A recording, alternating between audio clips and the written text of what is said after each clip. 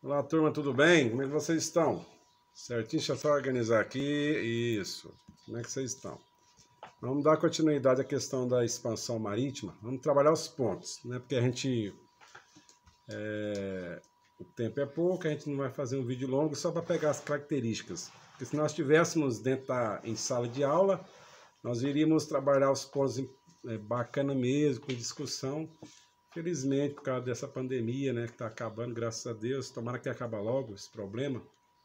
E quando a gente retornar ano que vem, nós vamos ter aquela revisão, né, para vocês pegar os conteúdos importantes. Por que é importante a gente então estudar sobre a expansão marítima? Naquela semana retrasadas, vocês viram um pequeno vídeo bem curtinho sobre a expansão. Então a expansão marítima, ela se dá em que? No século XV até ali século XVIII. Então ela vai pegar um gancho interessante que vocês vão ter que observar. A expansão marítima ela pega a partir de 1500, 1400, volta ali mesmo de 1492, né, quando Cristóvão Colombo vai descobrir as Américas, patrocinado pela coroa espanhola de Isabela e Castelo de Aragão, que vai patrocinar a sua expansão, certo? Aí vocês vão perceber também que a gente vai vendo no decorrer do estudo. Vocês vão perceber que vai chegar a Reforma Protestante em 1500, com Lutero, e logo em seguida, no século XVI, por volta de 1600 ali, nós vamos começar já, 1500 para frente, já começamos a idade do Renascimento, correto? Vocês vão trabalhar 3 pontos. Expansão marítima, 1492, depois 1500 já temos todo o desenvolvimento do Renascimento, e logo em seguida já explode na Europa a questão ali naquela região, a Reforma Protestante, certo? E o Renascimento tudo já envolvido. Por que isso? Por que vai se dar esse movimento de expansão marítima com Portugal e Espanha, que são os países que vão desbravar os oceanos? É bem verdade que a Inglaterra, a França já fazia isso, mas devido às guerras que eles estavam travando, eles abandonam e Portugal e Espanha eles tomam a dianteira nessa expansão marítima. Então, ou seja, qual que eram os objetivos? Vamos trabalhar uns pontinhos aqui. Fatores que vão contribuir. Primeiro fator que contribui para a expansão marítima. Um deles é o monopólio árabe-italiano, ou seja, do Mediterrâneo. Eles dominam a região do mar Mediterrâneo, certo? Esse é um dos pontos. Segundo ponto é a exploração de metais, é a questão do metalismo, né? Que a gente já trabalhou também, a questão dos metais, buscar especiarias, buscar metal. Isso é o objetivo das expansões marítimas. Além de conquistar outros territórios para a coroa, eles vão buscar a riqueza daqueles locais, das colônias, aonde eles estavam chegando, certinho? Interessante quando a gente vai estudar sobre a chegada no Brasil, aí fica aquele questionamento. Cabral, ele vai descobrir o Brasil ou ele vai conquistar? Isso aqui é uma terra de conquista ou é descoberta? Vocês vão estudar, vão descobrir. Isso aqui é uma região que foi conquistas, não descoberta, porque já tinha povos nativos aqui, então já conhecia a rota marítima para essa região aqui do Brasil, então não tem nada de descobrimento. Já é uma conquista da coroa portuguesa, já fazia parte da coroa, era um território da coroa portuguesa, certinho? Outro ponto importante, a centralização dos poderes absolutistas. Quem são os países absolutistas dentro dessa expansão marítima? Portugal, Espanha, aí tem os outros países absolutistas também, França e Inglaterra. Então, os poderes, centralizar poderes dentro desse sistema de expansão marítima. Então, a gente está com monopólio, né, de regiões do Mediterrâneo. Agora, nós queremos expandir esse império, né, tornar ele gigantesco e depois buscar as riquezas que é onde nós entrarmos, em territórios que a gente conquistar, fará parte da nossa nação, será as nossas colônias, correto? Depois, as alianças entre reis e burgueses. Um interessante destaque. Quem patrocina as expansões marítimas são os burgueses. Quem são os burgueses? São os judeus, é o povo judeu. Esse povo judeu já tem uma história de mais de 5.000 anos de história. É o povo judeu lá do tempo da Bíblia, isso mesmo. É o que você está pensando, do povo da Bíblia, descendente de Sem.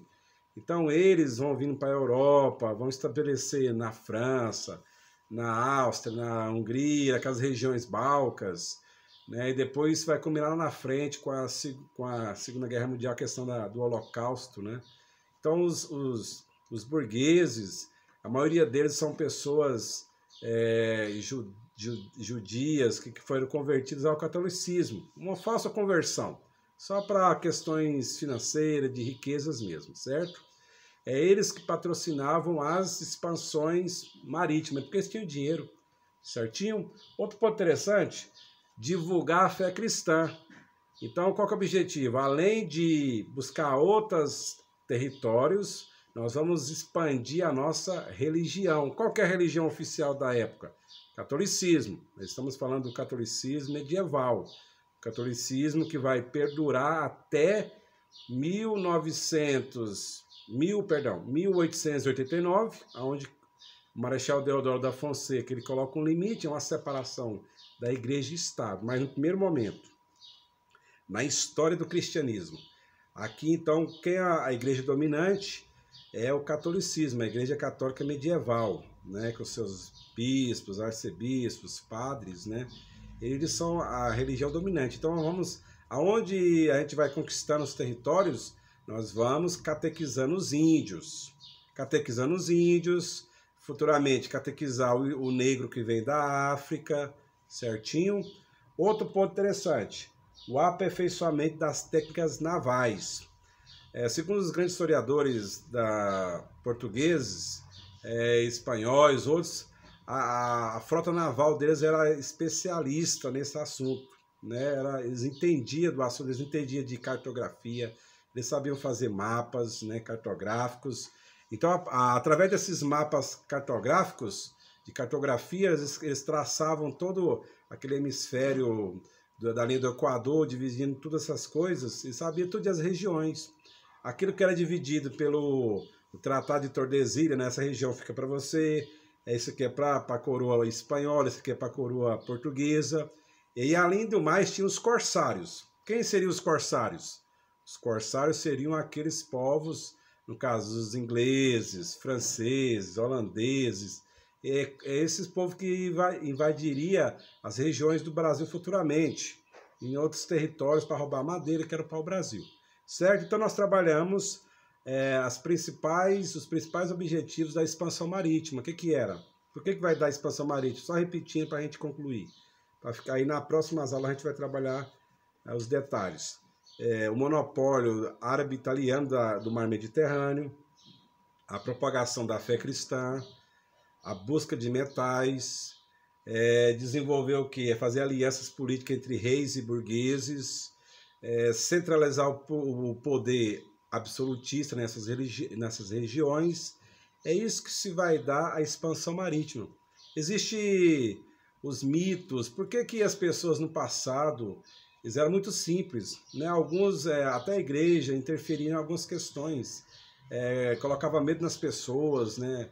Dizendo que o mar tinha um fim, você ia na linha reta, de repente você caía no abismo.